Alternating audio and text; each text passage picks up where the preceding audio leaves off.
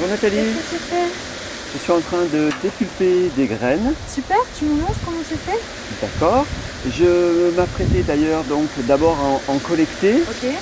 et ensuite à plusieurs endroits nous allons nous déplacer à la maison parce qu'ici il y a trop de vent aujourd'hui. Allez, ça marche. Je te suis.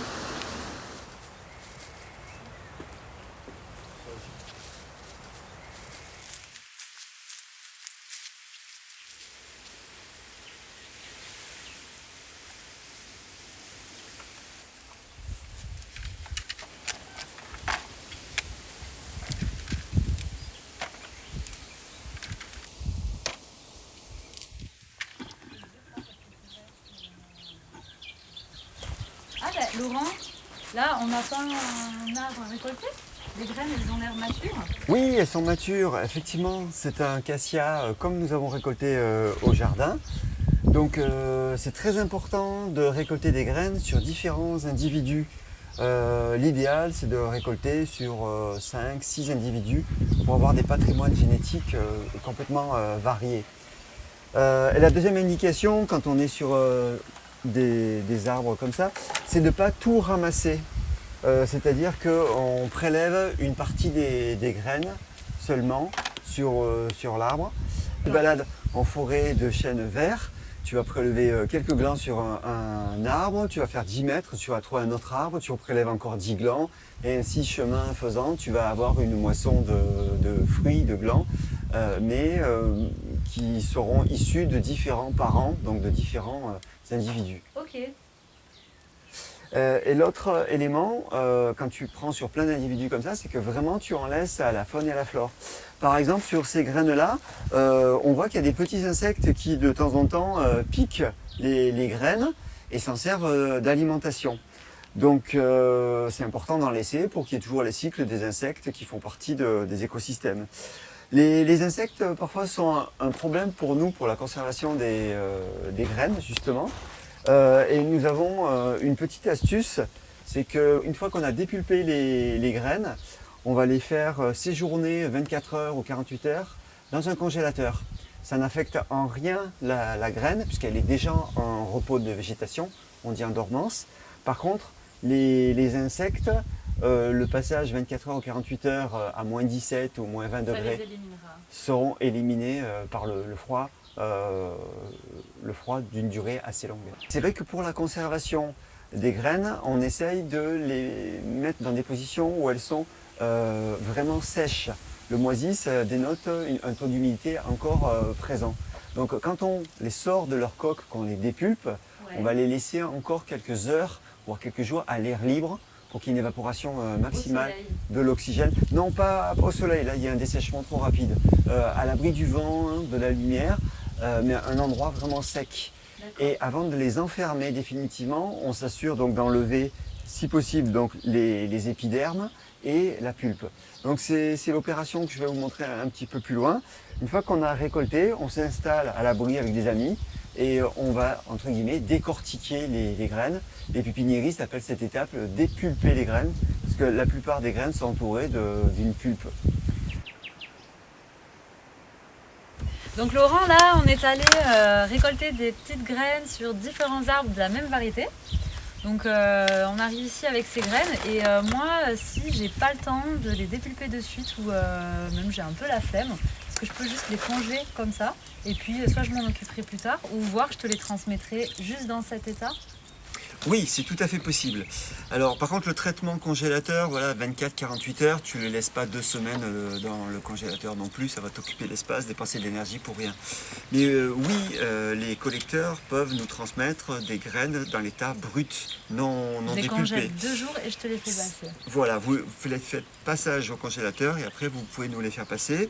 Petite réserve, vous ne vous laissez pas traîner dans votre voiture, surtout s'il y a du soleil, avec des variations de température la nuit à 10 degrés. degrés, la journée à 45 degrés. Les graines n'aiment pas du tout ça. Ça fait perdre de leur pouvoir de germination. Ok. Parce que chaque lot de graines a une capacité de germer différente. C'est très rare qu'il y ait 100% de taux de germination. Donc pour mettre toutes les chances de notre côté, on va essayer de les conserver depuis la cueillette jusqu'au semis avec un meilleur taux de germination. Et dans quel cas est-ce que je devrais dépulper les graines avant de les trier et de les conserver?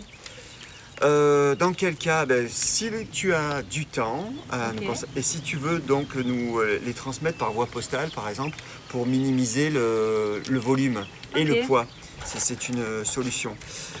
En fait, une fois qu'elles sont dépulpées, pour nous, elles sont prêtes à semer. Alors que là, c'est de la matière brute, là, c'est déjà prêt à semer. C'est vrai qu'on pourra très bien se retrouver sur le terrain du semis. Dans ce cas-là, ouvrir chaque gousse de graines, à peu près les compter, les mettre en poquet dans nos trous de plantation. Mais si on a déjà nos graines individualisées, ce sera beaucoup plus simple à prendre et à déposer. On gagnera du temps sur les ateliers de semis. Et Laurent, je constate que les graines, elles n'ont pas la même couleur. C'est vrai, alors ça, la couleur va dépendre de la période de récolte. C'est très important comme question. Ça va me faire parler donc de la maturité des graines. Si vous passez qu'une fois dans un lieu, vous pouvez regarder les arbres qui sont autour de vous, quand est-ce qu'ils arrivent à être en fleurs puis en graines. Il faut les récolter vraiment quand le taux de maturité est optimal. C'est-à-dire avant finalement que la graine tombe au sol, juste avant. Il ne faut pas qu'elle soit ni trop verte, ni déjà trop mature.